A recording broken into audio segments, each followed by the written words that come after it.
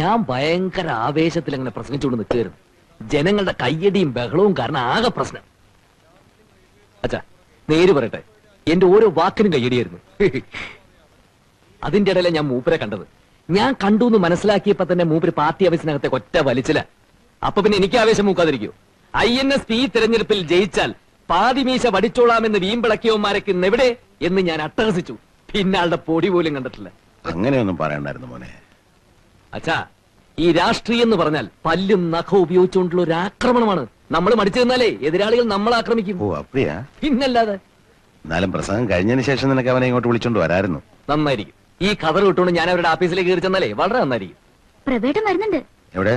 പിൻവശത്തോടെ വരുന്നേ. മുൻവശത്തൂടെ വരാൻ ധൈര്യം കാണില്ലല്ലോ. നീ ഒന്നും മിണ്ടാതിരുന്നില്ലെങ്കിലുണ്ടല്ലോ. മോള് പോയി പ്ലേറ്റ് എടുത്തോണ്ട് വാ.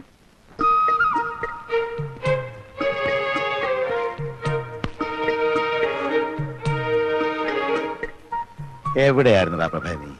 ഞാൻ വന്നിട്ട് ദിവസം എത്രയായി? കരുവാ, ഒന്ന് ഊണ് കഴിക്കുക.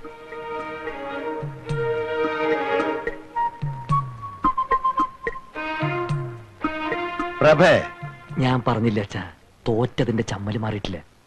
പ്രകാശ, നിന്നോടാ പറഞ്ഞത്.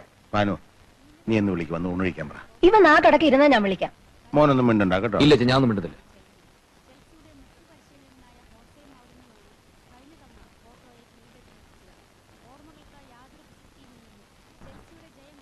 എടാ, 4 മാസം കഴിഞ്ഞ് കാണുകല്ലേ നീ നിന്റെ അച്ഛനെ. ഒരു വാക്കുപോലും മിണ്ടാൻ വയ്യായിരുന്നല്ലേ?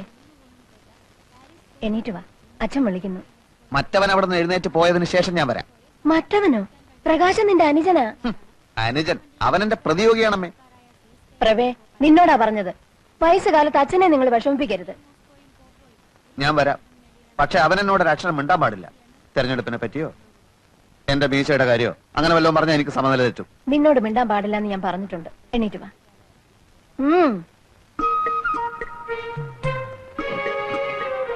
അവൻ എന്നെ നോക്കി ചിരിക്കാനും പാടില്ല. നടക്കടാ അങ്ങോട്ട്. എന്തോ നാടാ ഇത് നിങ്ങൾ തമ്മിൽ? ഇരുന്ന് ഊണ് കഴിക്കുക. അച്ഛൻ എപ്പോ വന്നു? ഓ മഹാഭാഗ്യം. ഇപ്പോഴെങ്കിലും ഇതിന്റെ ശബ്ദം ഒന്ന് കേട്ടല്ലോ. അവൻ ഇച്ചിരി മീൻകുളം പോട്. അമ്മേ, ചോറ് ഇത്തിരി കൂടുതൽ വിളമ്പിക്കോ. മൂപ്പർക്ക് നല്ല ക്ഷീണം കാണും. അമ്മേ, നീ കഴിച്ചു കഴിഞ്ഞില്ലേ? എണീറ്റേ. മോനെ, ഒരു തേർതലാകുമ്പോ എന്താന്ന് പറയാ, ഒരു തെരഞ്ഞെടുപ്പ് ആകുമ്പോ ഒരു പാർട്ടി ജയിക്കും, ഒരു പാർട്ടി തോക്കും. എന്നാൽ ഇങ്ങനെ ഉണ്ടാവും ഒരു തോൽവി. എനിക്ക് ചോറ് വേണ്ട. അവിടെ ഇരിക്കടാ. ഇരിക്കും മോനെ. പ്രകാശ. ഇല്ലച്ചാ, ഞാനൊന്നും മിണ്ടുന്നില്ലേ. ആരും അത്ര നകളിക്കൊന്നും വേണ്ട. IMF-കാർ നമ്മളെയൊക്കെ ഇപ്പൊ അറസ്റ്റ് ചെയ്യാൻ വരും. എന്തിന്? ഇന്റർനാഷണൽ മോണിറ്ററി ഫണ്ട് നമ്മുടെയൊക്കെ തലയെണ്ണി കടം വാങ്ങിച്ചിരിക്കല്ലേ അച്ഛാ. അച്ഛാ, ഇവിടെ ആരെയും അറസ്റ്റ് ചെയ്യാനൊന്നും പോകുന്നില്ല. IMF-കാർക്ക് ഞങ്ങൾ കൃത്യമായിട്ട് പലിശ കൊടുക്കുന്നുണ്ടല്ലോ. അതിന് ടൺ കണക്കിന് സ്വർണം വിദേശത്ത് കൊണ്ടുപോയി പണയം വെച്ചില്ലേ? അതില് ഭരണഘടനാ വിരുദ്ധമായിട്ട് ഒന്നുമില്ലല്ലോ. ഇത്ര സ്വർണം വിദേശത്ത് നിക്ഷേപിക്കാമെന്ന് വ്യവസ്ഥയുണ്ട്. വ്യവസ്ഥ ഇങ്ങനെ പോയാൽ നാളെ നമ്മുടെ പാവപ്പെട്ട സഹോദരിമാർക്ക് കല്യാണം കഴിക്കാനും കഴുത്തിലണിയാനും ആഭരണങ്ങൾക്ക് വിദേശത്ത് പോകേണ്ടി വരുമല്ലോ. അച്ഛാ, അങ്ങനെ നിർബന്ധമുള്ളവർ പോയി മേടിക്കട്ടെ. പിന്നെ രൂപയുടെ മൂല്യം കുറച്ചത് കാരണം ഇവിടെ സാധാരണക്കാരായ ജനങ്ങൾ പൊറുതിമുട്ടിയിരിക്കുകയാണ്. അതറിയോ അച്ഛന്? ഞാൻ കേട്ടു. അച്ഛാ, മൂല്യം കുറച്ചത് നല്ലതിന്. അതിനനുസരിച്ച് ഇവിടെ ഡോളർ കുന്നുകൂടും, വ്യവസായശാലകൾ ഉയരും. 5 വർഷം കൊണ്ട് നമ്മുടെ രാജ്യം ഒരു ഹരിത സ്വർഗ ഭൂമിയാവും. 6 മാസം കൊണ്ട് ഈ ഗവൺമെന്റ് മൂക്കും കുത്തി താഴെ വീഴും. വായും പൊളിച്ചിരുന്നാ മതി. അങ്ങാടി തോറ്റന് അമ്മയുടെ അടുത്ത് കുതിര കയറുന്നതിന്. പ്രകാശ, അമ്മയൊന്നും ഉണ്ടായിരുന്നേ. ഞങ്ങൾ ജയിച്ചതേ ജനങ്ങൾക്ക് ഞങ്ങളെ വേണമെന്നുള്ളതുകൊണ്ടാ. പിന്നെ വലിയ ആനക്കാര്യങ്ങളാണല്ലോ നിങ്ങൾ ചെയ്തു കൂട്ടിയത്. നിക്കാരഗ്വയിലെ ഒട്ടേകയെ പുറത്താക്കി കുത്തക മുതലാളിമാരായ അമേരിക്ക ഒരു പാവ ഗവൺമെന്റിനെ സൃഷ്ടിച്ചു. റുമേനിയയിലും മറ്റൊന്നല്ല സംഭവിച്ചത്. ജർമ്മനിയെ നിങ്ങൾ തകർത്തു. പക്ഷെ വിയറ്റ്നാമിലെയും കംബോഡിയയിലെയും വടക്കൻ കൊറിയയിലെയും ജനങ്ങൾ ഞങ്ങളുടെ ആവേശമാണെന്ന് നീ മനസ്സിലാക്കി. ഇവിടുത്തെ കാര്യം പറയുമ്പോ എന്തിനാ അന്താരാഷ്ട്രത്തിലേക്ക് ഓടുന്നത്? മനുഷ്യന്റെ കഥ എല്ലായിടത്തും ഒന്നാണടാ. ഇന്റർനാഷണൽ പൊളിറ്റിക്സിനെ പറ്റി ഒന്നും അറിയില്ലെങ്കിൽ ചിലക്കാതെ ഒരിടത്തിരുന്നോ? അറിയില്ലെന്നോ? ചോദിക്ക്, ഞാൻ പറയാം. ഹംഗറിയിൽ എന്ത് സംഭവിച്ചു? മൂരാച്ചി എന്ന് മുദ്ര കുത്തപ്പെട്ട് 40 കൊല്ലം കുറ്റവാളിയായി ശവപ്പെട്ടി കിടന്ന നേതാവിനെ സത്യം മനസ്സിലാക്കിയ ജനങ്ങൾ പുറത്തെടുത്തുകൊണ്ട് ആദരിച്ചില്ലേ മനുഷ്യ? ഇനിയും ചോദിക്ക്, പറയാം. പോളണ്ടിൽ എന്ത് സംഭവിച്ചു? പോളണ്ടിനെ പറ്റി നീ ഒരു അക്ഷരം മിണ്ടരുത്. എനിക്കത് ഇഷ്ടമല്ല. സോളിഡാരിറ്റിയും ലാവലേസും കൂടി കുതിച്ചു കയറി അടിയറവ് പറയിപ്പിച്ചില്ലേ? പോളണ്ടിനെ പറ്റി ഇനി നീ മിണ്ടിപ്പോയി ഞാൻ സഹിക്കില്ല. പോളണ്ട് എന്താ ഇയാളുടെ തറവാട് സ്വത്തോ? പോളണ്ട് എന്ന് ഉച്ചരിച്ചാലുണ്ടല്ലോ. ഉച്ചരിച്ച് നോക്കാം. നീ പോ. വേണ്ട, ശരിയാവില്ല. ഇപ്പൊ കണ്ടില്ലേ?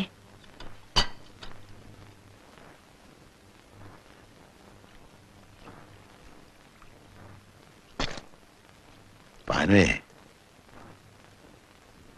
ഇപ്പൊ എനിക്കെല്ലാം മനസ്സിലായി. പ്രഭാകരനെയും പ്രകാശനെയും കുറിച്ച് നീ ഓരോന്ന് പറയാനുള്ള കാരണം എനിക്ക് പിടികിട്ടി. എന്താ? അവര് പറയുന്നൊന്നും മനസ്സിലാക്കാനുള്ള അറിവ് നിനക്കില്ല. അത് തന്നെ എനിക്കും അതില്ലെന്ന് കൂട്ടിക്കോ. പക്ഷെ ഞാനും നീയുമായിട്ടൊരു ചെറിയ വ്യത്യാസമുണ്ട്.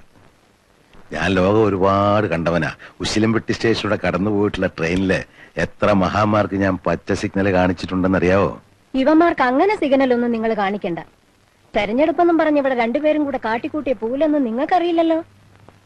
ഓ, എടീ, ഇനിയുള്ള കാലം നമ്മൾ രണ്ടുപേരും പ്രഭാകരന്റെയും പ്രകാശന്റെ അമ്മയും അച്ഛനുമായിട്ട് അടുത്ത് ചുമ്മാ ഇരുന്നാ മതി. അവരുടെ ഇപ്പോഴത്തെ പോക്ക് കണ്ടാ അറിയാം അവർ പെരിയ ആൾക്കാരാകുമെന്ന്. എന്റെ മക്കളെല്ലാം പെരിയവരാകും. പെട്ടി എത്ര മണിക്കാ വണ്ടി? 10:45. അകത്തൊന്നും നേരാൻ വണ്ണം വൃത്തിയാക്കാൻ പറ്റിയിട്ടില്ല. ഓ, അതൊന്നും കുഴപ്പമില്ല. ഞങ്ങളെ ആരെയും മറക്കാതിരുന്നേച്ചാ മതി. അത് കൊള്ളാം. ചിലപ്പോ ഉടനെ തന്നെ ഇങ്ങോട്ട് സ്ഥലം മാറ്റം കാണും. അപ്പൊ ഈ വീട്ടിൽ തന്നെ വരുവേ. മക്കളെ ആന്റിയോടൊക്കെ ടാറ്റ പറ. വീട്ടു സാധനങ്ങളൊക്കെ അവിടെ എത്തിക്കാണോ അല്ലേ? എത്തിക്കാണും. ഇവരെ രണ്ടുപേരും കാസർഗോഡ് സ്കൂളിൽ ചേർത്തല്ലോ. ഇപ്പൊ തന്നെ ക്ലാസ് ഒരുപാട് പോയെന്നേ. ആനന്ദേട്ടൻ റെയിൽവേ സ്റ്റേഷനിൽ വരില്ലേ? പിന്നെ വരാണ്ട്. പോട്ടെ അമ്മൂട്ടി. ഞങ്ങൾക്ക് കാസർഗോഡ് വല്ലതും അറിയാവോ? കാസർഗോഡ് പിന്നെ ഒരു 20 കിലോമീറ്റർ പോണോ അത്രേ. അയ്യോ, വർത്താനം പറഞ്ഞു നിന്ന് നേരം അങ്ങ് പോകും. കേറിയാട്ടെ.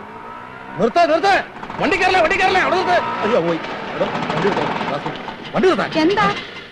അയ്യോ, എന്റെ ജീവൻ പോയില്ലേ. എന്താന്ന്? നിങ്ങൾ സ്റ്റേഷനിലേക്ക് വിട്ടു കാണുമെന്ന് വിചാരിച്ച് മരണ സ്പീഡിലാണ് എന്നെ ഓട്ടോ വിട്ടത്. എന്നെ കാസർഗോഡ് പാറശാലയ്ക്ക് സ്ഥലം മാറ്റി. എന്റെ ഈശ്വരാ, ഇത്രയും പെട്ടെന്ന് പിന്നെ ഒരു സ്ഥലം മാറ്റോ? അനുഭവിക്കണ്ടൊക്കെ അനുഭവിച്ചല്ലേ പറ്റൂ നാരായണ. അയ്യോ ആനന്ദേട്ടാ, നമ്മുടെ വീട്ടു സാധനങ്ങളൊക്കെ ലോറി കയറ്റി അങ്ങോട്ട് അയച്ചല്ലോ. എങ്ങോട്ട്? കാസർഗോട്ടേക്ക്. തൊലച്ചു. അതൊക്കെ പിന്നെ അയച്ചാ പോരായിരുന്നു. പിള്ളേരുടെ TC വാങ്ങണ്ടേ? അതെ, അവിടുന്ന് TC വാങ്ങണം. പാറശാലയിൽ സീറ്റ് ഒപ്പിക്കണം. താമസിക്കാനുള്ള സൗകര്യം ഉണ്ടാക്കണം. അയ്യോ, എനിക്ക് ഭ്രാന്തായി പോകും. ഈ രാഷ്ട്രീയക്കാർ എന്നിട്ട് ഫുട്ബോൾ കളിക്കുക. ഈ മുടിഞ്ഞ രാഷ്ട്രീയക്കാരുടെ തലയിൽ ഇടുക്കി വീഴട്ടെ. ഈ തല പിടിച്ചോ. നീ പോയിട്ട് കടത്തല വിട്ട് അന്ന് കടത്തല വിട്ട് എടുത്തോ, മെല്ലെ എടുത്തോ. ചേട്ടാ, അങ്ങേറ്റത്ത് നോക്കി. അങ്ങേറ്റത്ത് എന്താ പ്രകാശ ഇത്? ഈ ഓല വിട്ട്, ഓല വിട്ട്. എന്താ ഇത്? നായർക്ക് ഭാഗ്യം ഓരോന്നോരോന്നായിട്ട് അങ്ങനെ വന്നോണ്ടിരിക്കുക. തിരുവനന്തപുരത്ത് പാർട്ടി പ്ലീനം നടക്കാൻ പോകുന്ന കാര്യം അറിയാലോ. കമുക് വെട്ടി എന്തിനാ ചോദിച്ച? കൊലച്ച കമുകല്ലേ ഇത്? നിങ്ങൾ ഇതിനെ വെറും ഒരു കവുങ്ങായിട്ടാണ് കാണുന്നത്. പക്ഷെ ഞങ്ങൾക്ക് ഒരു കൊടിമരമാണ്. അതെ. സംസ്ഥാന പ്ലീനത്തിന് INSPയുടെ വർണ്ണക്കൊടി വാരിപ്പറക്കാനുള്ള കൊടിമരം. ദേ, താൻ പോയിട്ട് ആ തലശ്ശേരിക്ക്. കാസർഗോഡ് മുതൽ തിരുവനന്തപുരം വരെ ജനലക്ഷങ്ങളുടെ ആശീർവാദങ്ങൾ ഏറ്റുവാങ്ങിക്കൊണ്ടായിരിക്കും ഈ കവുങ്ങിന്റെ യാത്ര. ഇത് കൊടിമര ജാഥ എന്ന് പറയും. അപ്പോഴേ ഈ അടക്കമൊക്കെ പോകുന്ന പ്രത്യേകമായിട്ട് ഓഫീസിൽ കൊണ്ടേക്കും. ഈ പവിത്രമായ കവുങ്ങ് നാഗരവർമ്മന്ന് വെട്ടാൻ സാധിച്ച് ഒരു ഭാഗ്യമായി കരുതിക്കോളൂ. എത്ര വർഷം കൊണ്ടാ ഇത് വളർന്ന് ഇത്രയായത്? ഒരു നിമിഷം കൊണ്ട് നിന്റെ കടയ്ക്ക് കത്തിവെക്കാൻ നിനക്ക് എങ്ങനെ തോന്നിയടാ? അച്ഛാ, നമുക്ക് നഷ്ടപ്പെടുന്നത് വെറും ഒരു കവുങ്ങ, കിട്ടാനുള്ളത് പുതിയൊരു ഇന്ത്യയും. അതെ, ഒരേ ഒരു ഇന്ത്യ ഒരൊറ്റ ജനത, അതാണ് നമ്മുടെ മുദ്രാവാക്യം. ഒരേ ഒരു ഇന്ത്യ ഒരൊറ്റ ജനത, അതാണ് നമ്മുടെ മുദ്രാവാക്യം. കൈവിടലായിട്ട് കാലുമിലേക്ക് വീഴും. പോട്ടെ പോട്ടെ. എന്താ ചേച്ചി, എന്തൊക്കെയുണ്ട് വിശേഷങ്ങൾ? ഓ, എന്ത് വിശേഷം പ്രകാശ. പിള്ളേർ രണ്ടുപേരും കൊച്ചുമാമനെ കാണണം എന്ന് പറഞ്ഞ ഒരേ കരച്ചില് അല്ലേ? ഉടനെ വന്നേക്കണം. അതിൽ ആർക്കും ക്ഷീണം പറ്റാ ക്യാരക്ടർ പിടിക്കണ്ടേ? വിട്ട് ഞാൻ വന്നേക്കാം. ഇപ്പൊ സന്തോഷമായല്ലോ രണ്ടാൾക്കും. ഇനി ഓടിച്ചെന്ന് കൊച്ചുമാവനൊരു ഉമ്മ വേണ്ട വേണ്ട വേണ്ട, ഉമ്മയൊക്കെ പിന്നെ ചേച്ചി ഇവിടെ തന്നെ ഉണ്ടാവുമല്ലോ. ഞാൻ പോയിട്ട് പെട്ടെന്ന് വന്നേക്കാം.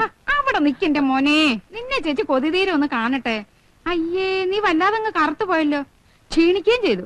ദേ നോക്കിയേ, നിന്റെ എല്ലാം ഒക്കെ വെളിയിൽ കാണാം. അമ്മ എന്താ നിനക്ക് ശരിക്കും ഭക്ഷണം ഒന്നും തരുന്നില്ലേ? ഈ അമ്മയുടെ ഒരു കാര്യം, എപ്പോ നോക്കിയാലും ഒരു സാമ്പാറും തരും. ചാവണ വരെ ഇനി അത് മാറില്ല. നീ അങ്ങോട്ട് വാ, ചേച്ചി നിനക്ക് ഇറച്ചി മീനും ഒക്കെ വെച്ച് ചോറ് തരാം. അതിനൊക്കെ സമയമുണ്ടല്ലോ ചേച്ചി. അല്ല, ചേച്ചി കാസർഗോഡ് പോയില്ലേ? ഓ, അതൊന്നും പറയണ്ട എന്റെ മോനെ. ആനന്ദേട്ടൻ കാസർഗോഡ് എന്ന് ചാർജ് എടുത്ത് 4 ദിവസം കഴിയണേന് മുമ്പേ ദേ പാറശാലയ്ക്ക് തട്ടി. ഓഹോ, കൊച്ചുകൊണ്ട ഒന്നും അറിയാത്ത പോലെ. എന്തിനാടാ നീ നിന്റെ പെങ്ങളെ അളിയനെ ഇങ്ങനിട്ട് കഷ്ടപ്പെടുത്തുന്നേ? ആര്, ഞാനോ? നീ അല്ലെങ്കിൽ നിന്റെ പാർട്ടി. എടാ, ആനന്ദേട്ടനെ ഈ നാട്ടിൽ തന്നെ പോസ്റ്റ് ചെയ്യിക്കടാ. ചേച്ചി, അതൊന്നും ഞാൻ വിചാരിച്ചാൽ നടക്കില്ല. ഇപ്പൊ അങ്ങോട്ട് പോയി ഞങ്ങളുടെ മണ്ഡലം പ്രസിഡന്റ് ചേച്ചി ശ്രദ്ധിച്ചോ? മിസ്റ്റർ KG പൊതുവാഴ്ചയുടെ മുന്നോട്ട് നിന്ന് പള്ളി ചേച്ചി കണ്ടില്ലേ? അത് വെപ്പ ആനന്ദേട്ടൻ ഇടിച്ചു തെറിപ്പിച്ചറിയോ? അതൊക്കെ ആനന്ദേട്ടന് പറ്റി മനസ്സിലായി. പൊതുവാഴ്ചയെ ചെന്ന് കണ്ട് മാപ്പ് പറയാൻ പറ. മാപ്പും കോപ്പും ഒക്കെ കൊറേ പറഞ്ഞു എന്റെ ഇനിയും മോനെ. ഒരുപാട് പ്രാവശ്യം പറയേണ്ടി വരും. എടാ, നീ ചേച്ചിയെ സഹായിക്കില്ലേ? നടക്കില്ലേ ചേച്ചി? നീ ഒരു കാലത്തും ഗുണം പിടിക്കത്തില്ലടാ. ആ, ഇതാണ് പ്രശ്നം. എന്ത്? കൊച്ചുമാമൻ ഉമ്മ മെലിഞ്ഞു പോയി, കറുത്തുപോയി, ഇറച്ചിയും മീനും എന്തെല്ലാം സ്നേഹപ്രകടനങ്ങളായിരുന്നു. അതേടാ, പ്രകടനം തന്നെയാ. കാര്യം കാണാൻ നിന്നെ പോലത്തെ കഴുതകളുടെ കാല് പിടിക്കേണ്ടി വന്നല്ല. എന്നേക്കാ നല്ലൊരു കഴുതി അവിടെ ഉണ്ടല്ലോ. അളിയൻ ചെന്ന് പിടിക്കേ. ദേ ഇപ്പൊ ഞാൻ ഇനി മറുപടി ഒന്നും പറയുന്നില്ല കേട്ടോ. ഇപ്പൊ നമ്മുടെ മുമ്പിലുള്ള കൊടിമര ജാഥ മാത്രമാണ്. അത് കഴിഞ്ഞിട്ട് കോപ്പറേറ്റീവ് ബാങ്ക്. അവര് ഭരിക്കുമ്പോ ബാങ്കുകൾ അവർ പിടിച്ചടക്കി. ഇനി നമ്മൾ ഭരിക്കുമ്പോ നമ്മൾ പിടിച്ചടക്കും. പോലീസിനെ കാവൽ നിർത്തി നമ്മൾ ആളുകളെ ബാങ്കിൽ നമ്മൾ തിരികെ കയറ്റും. എന്താ പോരെ? അത് ചെയ്തേ പറ്റൂ സാർ. ഷെറോ KG പൊതുവാളിന് ആരെങ്കിലും കളി പഠിപ്പിക്കണം. ഈ 4 കാലിന് ആരെയും നീന്തം പഠിപ്പിക്കണം. അതിന്റെ ആവശ്യമില്ല. അവനാ ഞാൻ അടുത്ത സ്ഥലം മാറ്റി ആനന്ദൻ. അവൻ എന്തിനുള്ള പുറപ്പാടാണെന്ന് മനസ്സിലാവുന്നില്ല. നിങ്ങളൊരു കാര്യം ചെയ്യും, എല്ലാവരും റൗണ്ടായിട്ട് എനിക്ക് ചുറ്റും നിന്ന് എനിക്ക് സെക്യൂരിറ്റി തരൂ. ബോംബും തോക്കൊക്കെ ഇപ്പൊ ഏത് പോലീസുകാരുടെ കയ്യിലും കാണും. ശരിയാ. ജീവൻ കളഞ്ഞു നിങ്ങൾ നിങ്ങളെ മണ്ഡലം പ്രസിഡന്റിനെ രക്ഷിക്കണം. എല്ലാവരും റൗണ്ടായിട്ട് അവരുടെ കയ്യിൽ കുഴപ്പമില്ല. ഇനി എല്ലാവരും ഇതുപോലെ മുന്നോട്ട് നീങ്ങട്ടെ.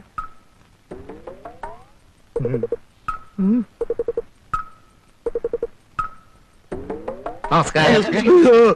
എന്തു വേണം? എന്നെ രക്ഷിക്കണം. ഇതിനു മുമ്പ് 3 തവണ അങ്ങയുടെ അടുത്ത് വന്ന് മാപ്പ് പറഞ്ഞിട്ടുണ്ട്. തെരഞ്ഞെടുപ്പിന് പാർട്ടി ജയിക്കാൻ പോണെന്ന് അറിഞ്ഞപ്പോ ആ നിമിഷം ഓടി വന്ന് മാപ്പ് പറഞ്ഞു. ജയിച്ചപ്പോ പിന്നെയും വന്ന് പറഞ്ഞു. മന്ത്രിസഭ രൂപീകരിച്ച് അപ്പോഴും വന്ന് പറഞ്ഞു. ഇപ്പൊ എനിക്ക് ട്രാൻസ്ഫറാ. അതെ, കേരളത്തിന്റെ വിരുമാറിലൂടെ നീ ഒരു ഗതി കിട്ടാപ്പേദം പോലെ ഒഴുകുന്നത് എനിക്ക് കാണണം. ഞങ്ങളുടെ പ്രവർത്തകൻ KRPയുടെ അളിയനായതുകൊണ്ട് മാത്രം തന്നെ ഞാൻ വെടിവെച്ചൊന്നില്ല. റാസ്കൽ. കണ്ണുകൊടും. സാറേ പൊന്നു സാറേ മറഞ്ഞോട്ട്. സാറേ ഞാൻ കാല് പിടിക്കാം.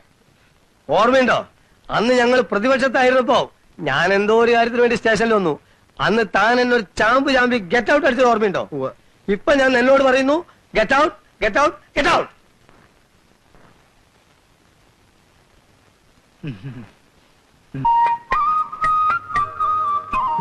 ഈ ഏരിയ മുഴുവൻ ലാറ്ററൈറ്റ് കലർന്ന മണ്ണാണുള്ളത്.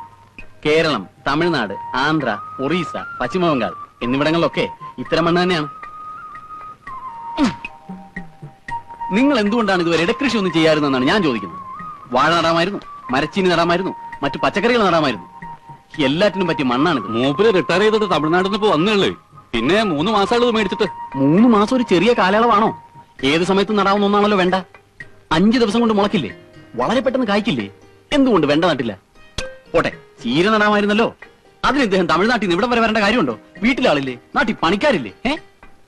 കണ്ണാറ ലോക്കൽ എന്ന് പറയുന്ന ഒരിനം ചീരയാണ് നടേണ്ടത്. നമ്മളെപ്പോഴും മണ്ണിന് ജോലി കൊടുക്കണം.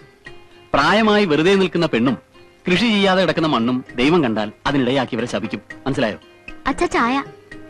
ഈ കുട്ടി ആരാണ് അച്ഛാന്ന് വിളിച്ചത്? രാഘവേട്ടനെ അവനെ വഴിയുള്ളൂ. എന്ന് വെച്ചാ ഈ തൊടിയുടെ ഉടമസ്ഥന്റെ മകൾ. ഈ കുട്ടി എന്ത് ചെയ്യുന്നു? ഈ കുട്ടി പ്രീ ഡിഗ്രിക്ക് തോറ്റു. ഓഹോ, അപ്പൊ വെണ്ടകൃഷിയും ചീരകൃഷി ഈ കുട്ടിക്ക് ചെയ്യാമായിരുന്നല്ലോ. ചായ നിക്കട്ടെ, മണ്ണ് പരിശോധന പൂർണ്ണമായിട്ടില്ല. മാമ്പഴമാണോ? അതെ.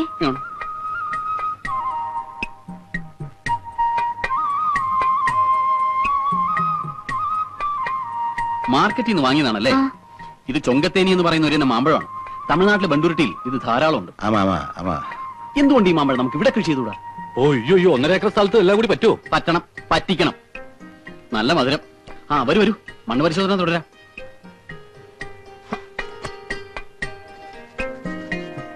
കണ്ടോ, ഈ തട്ടിലെ മണ്ണിന് അമ്ലത്വം കൂടുതലാണ്. ഇവിടത്തെ തെങ്ങിനപ്പോ കുമ്മായം വേണ്ടി വരും.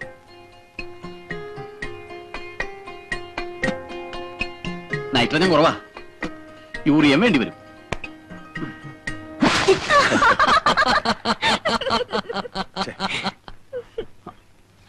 വേണ്ട, ക്ഷാര സ്വഭാവം കൂടുതലാണ് ഈ മണ്ണിന്. നൈട്രേറ്റ് രൂപത്തിലുള്ള വളം അത്യന്താപേക്ഷിതമാണ്. ഏതായാലും പുതിയ തെങ്ങിൻ തൈ നട്ടേ പറ്റൂ. ബാലരാമപുരത്തും കുറ്റ്യാടിയിലും ഞാൻ നോക്കാം. വിത്ത് തേങ്ങ അട്ടത്ത് വെച്ചിട്ടുണ്ടച്ചാ? അത് അട്ടത്ത് തന്നെ കിടന്നോട്ടെ. പുത്തൻ തൈ ഞാൻ കൊണ്ടുവരും, അത് നട്ടാ മതി. ഒരാൾ കാലുതെറ്റി വീണ അതിലെന്തത്ര ചിരിക്കാനുള്ളത്? ഈ ഭൂമി ഒരു പൂന്തോട്ടമാക്കി ഞാൻ കയ്യിൽ തരാം. മണ്ണെറിഞ്ഞാൽ പൊന്നുവിളയും മലയാളക്കരയിൽ നിന്നൊരു പാട്ട് കേട്ടിട്ടില്ലേ?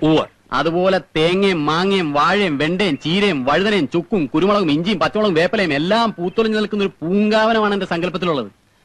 വരട്ടെ.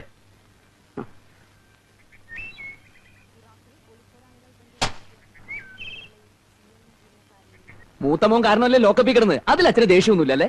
ഇല്ല, എനിക്കിപ്പോ വളരെ സന്തോഷമാണ്. മക്കള് കാരണം ജീവിതത്തിൽ ആദ്യമായിട്ട് ലോക്കപ്പിൽ കിടന്നില്ല. അതിന് കാരണക്കാരൻ ഏട്ടനല്ലേ അച്ഛാ? ആരാടാ കാരണക്കാരൻ? പോലീസിനെ സ്വാധീനിച്ച് ഉത്തമന്റെയും കൂട്ടരുടെയും പേരിൽ കൊലപാതക കുറ്റം ചുമത്തിയത് ആരാന്നാ ചോദിച്ചത്? നാറികൾ. ഇപ്പൊ എന്തായി? അയാൾ ചത്തത് ഹാർട്ട് അറ്റാക്ക് കൊണ്ടാണെന്ന് തെളിഞ്ഞില്ലേ? മരിച്ചു കിടക്കുന്നത് ഞങ്ങളുടെ സഖാവാണെന്നും പറഞ്ഞ് ചുവപ്പ് കൂടി പുതപ്പിക്കാൻ പുറപ്പെട്ട കോമാളികളെ എന്തിയെ ഇപ്പൊ നിങ്ങൾക്ക് ശവം വേണ്ടേ? വേണ്ട, ഞങ്ങൾക്ക് ശവം വേണ്ട. നിങ്ങൾ എല്ലാ ശവങ്ങളുടെയും കൂടെ ഒരു ശവം കൂടി ഇരിക്കട്ടെ. സൂക്ഷിച്ച് സംസാരിക്കണം. പോടാ പുല്ലേ. ജംഗ്ഷനിലേക്ക് വാ, വാ കാണിച്ചു തരാം. ജംഗ്ഷനിൽ വെച്ച് ചലിച്ചാൽ നീ വിവരം അറിയും. അച്ഛാ, ഞാനൊരു നിരപരാധിയെ രക്ഷിക്കാൻ ശ്രമിച്ചു. മറ്റൊരു നിരപരാധിയായ അച്ഛൻ ലോക്കപ്പിലായി. ഇതാണ് ഇവിടുത്തെ വ്യവസ്ഥിതി. We are living in a very cruel society. ഇവിടുത്തെ ക്രമസമാധാന നില ആകെ താറാറിലായിരിക്കുന്നു. നിപ്പച്ചന് മനസ്സിലായില്ലേ? നീ പ്രതിപക്ഷമാണല്ലോ, എന്നിട്ട് എന്തേ സ്റ്റേഷനിലൊന്നും വന്നില്ല?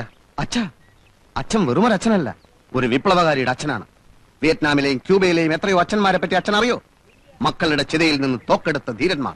ഇവിടെ ഇപ്പൊ മക്കളുടെ ചെടിയില്ലല്ലോ. ഇത് ഞങ്ങളുടെ കുടുംബ പ്രശ്നമാണ്. അച്ഛനെ ലോക്കപ്പിൽ നിന്ന് വിട്ടില്ലെങ്കിൽ പോലീസ് സ്റ്റേഷൻ ആക്രമിക്കാനായിരുന്നു ഞങ്ങളുടെ പരിപാടി. അയ്യോ, അത്രയ്ക്കൊന്നും വേണ്ടിയിരുന്നില്ല. സായുധ വിപ്ലവം ഞങ്ങൾക്ക് പുത്തരിയൊന്നല്ല അച്ഛാ.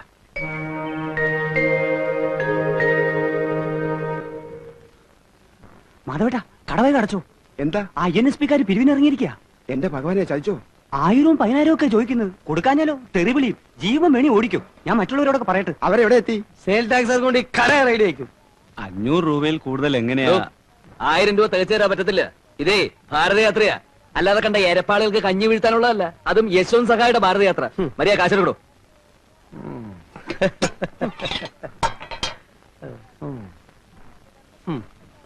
ഇത് റെസിറ്റ് എഴുതി പകുതി എഴുതി. സാറിന് എഴുതണ്ട. ഇവൻ ലേശം ഒരു അഹങ്കാരിയാ. വാ